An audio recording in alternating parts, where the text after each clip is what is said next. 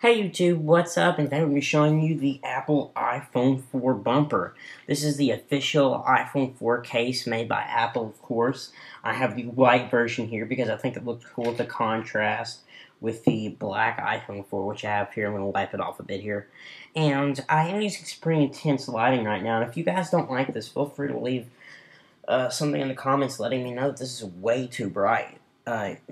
I just think that the brighter it is, maybe the better you'll be able to see this and things like that. And this is kind of a fake unboxing here. I've already opened this and I've been using it for a little while now. But I did want to put it back in the box to kind of give you an idea what this is like. So here basically it is, just kind of tells you how to put it on, things like that. It costs $30 from Apple, which I think is very expensive.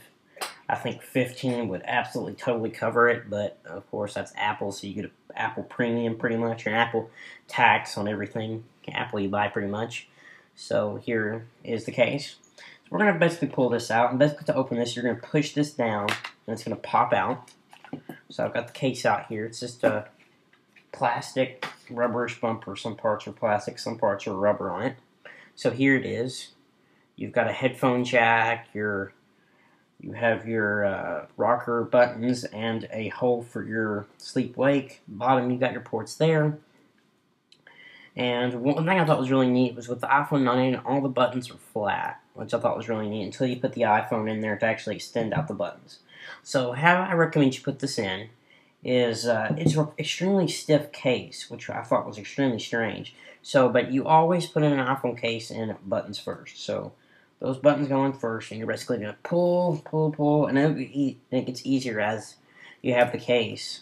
But you just basically pull, and here I've actually got it on the first try, but it'll actually fold up sometimes around the rim, and you'll have to just push it out and back in, and it'll line up. So as you can see, the button is now extended. I don't know if you can really tell, but now the button is now accessible through the case. You actually have a hole for your secondary microphone, which is really cool. If I actually pick this up and bring it into the light a little bit more, you can see you've got your secondary mic, you've got your ringer or volume buttons. I was looking up a website there, but I can easily adjust my volume buttons right from there, or my ringer.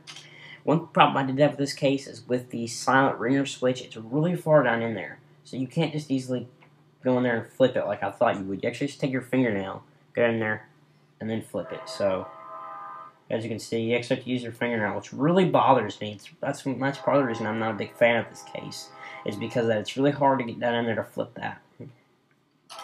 As you can see, the back is totally exposed, which really leaves your phone exposed to scratches and things, but it does lay on the table fine, so when you lay your phone down, it's not actually touching the glass, but in your pocket, that's still going to get scratched by keys and other things like that.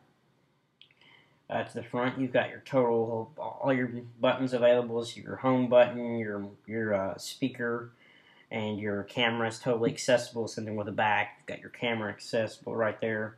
And at the bottom, you've got perfect cutouts for those. Even one I found was really neat was if I pull out my iPhone 4 cable here, or my iPod connector, if I get this in the right way, you can actually see that it fits in here perfectly, which I thought was really neat on Apple's part. So there you have that. And this is pretty well it. It's a rubber bumper. It's really stiff, kind of plastic, and it's got rubber right in here, and that's really only rubber except around the edges. The rest of it's really plasticky, really stiff, but then it's also really pliable, so I can actually pull on the edges, and you can see it's actually coming apart, which does kind of stink, but I think would give you a bit of drop protection if you did drop your phone. And that's pretty well it. And then taking this case off is a bit of a chore, so if you take your case off a lot like I do, it is kind of trouble. And actually, I recommend taking off the opposite, so you grab the bottom, because that's the hardest part to get off, and you just start pulling, and there you have it. It's come off. Usually when I take it off, I'll actually wind up flipping the ringer switch, which is kind of annoying. And that is pretty well it. I hope you enjoyed this. I really can't recommend this case for $30 at all. I would recommend a few other cases over this. Say the default case from, I think the company is actually called Default Case, or even the in-case snap. I'd recommend this way over the bumper, and I know the default case is cheaper, and the in-case snap might be $5 more. So we'll get these all lined up here. And that's pretty well it. I hope you enjoyed this. Don't forget to thumbs up, comment, and subscribe. And I will see you guys in the next video. Oh yeah, and don't forget, when you subscribe, you're automatically entered to win a $10 iTunes gift card. So don't forget to do that. So when I reach 250 subscribers, somebody will win a $10 iTunes gift card. I'll see you guys in the next video.